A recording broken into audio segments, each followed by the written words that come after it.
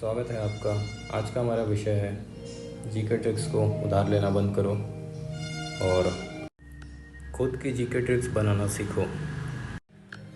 देखिए, ऐसा क्यों कहा जा रहा है कि आपको अपनी खुद की जीके ट्रिक्स बनानी चाहिए और दूसरों की जीके ट्रिक्स उधार नहीं लेनी चाहिए। उसके पीछे कुछ मूलभूत कारण हैं। जैसे कि आप जब भी किसी फैक्ट को पढ़ते हैं, जैसे एक फैक्ट ये हो गया कि होम रूल लीग के प्रथम सचिव थे जॉर्ज अरुंडेल।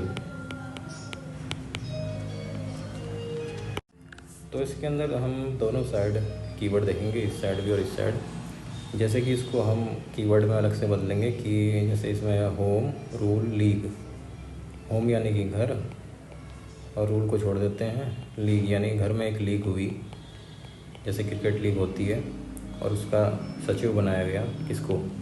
अब यहाँ पर अंतर आ जाता है, यहाँ पर उस सवाल का उत्तर आ जाता है कि हमें क्यों अपनी जीके ट्रिक्स बनानी चाहिए। क्योंकि कई लोग होंगे जिनके पास कीवर्ड जो जॉर्ज का इस्तेमाल कर पाएंगे,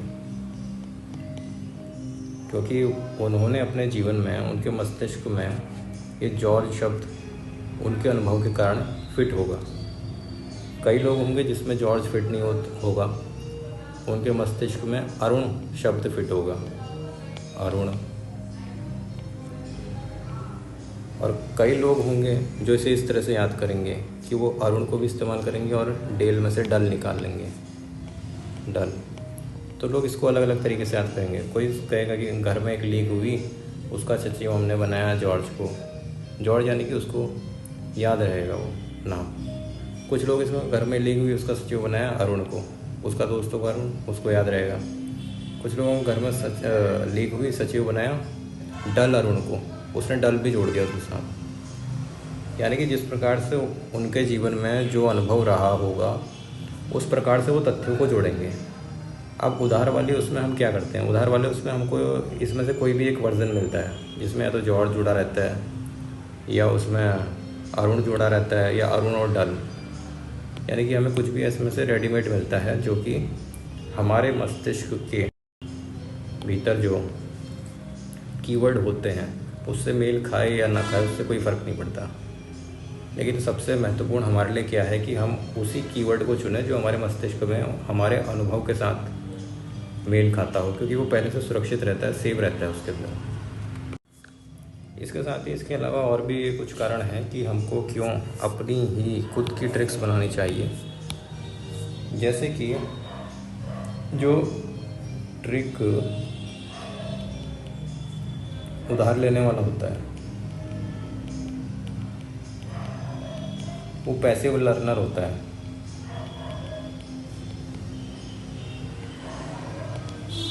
और जो ट्रिक बनाने वाला होता है अपनी खुद की, वो एक्टिव लर्नर होता है।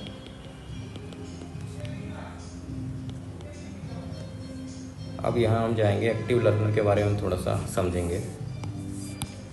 तो जो ये एक्टिव लर्नर होता है, ये जब ट्रिक बनाता है, जब सोचता है, ट्रिक के बारे में मेहनत करता है, तो ट्रिक बनाते समय इसके मस्तिष्क में एक भाग होता है PFC, प्री फ्रंटल कॉर्टेक्स, जो आप तभी एक्टिवेट होता है जब ये पहली बार कुछ ऐसा करता है।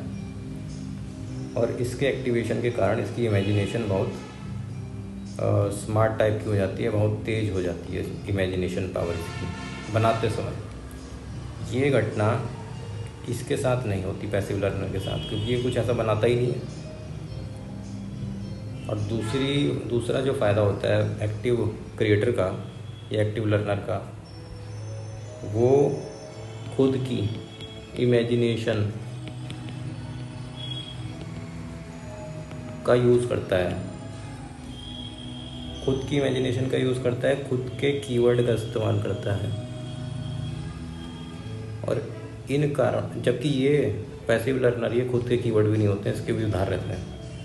तो इस कारण से इस आदमी की तो जो शॉर्ट टर्म मेमोरी में याद रहता है, उसको ज़्यादा देर तक याद नहीं रहता है।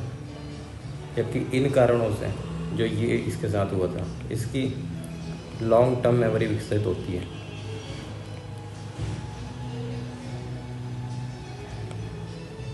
क्योंकि जब ये खुद से बनाता है तो खुद से बनाने में इसका खुद का मस्तिष्क इसको कहता है कि तुमने बनाया है, तुमने खुद ने बनाया है।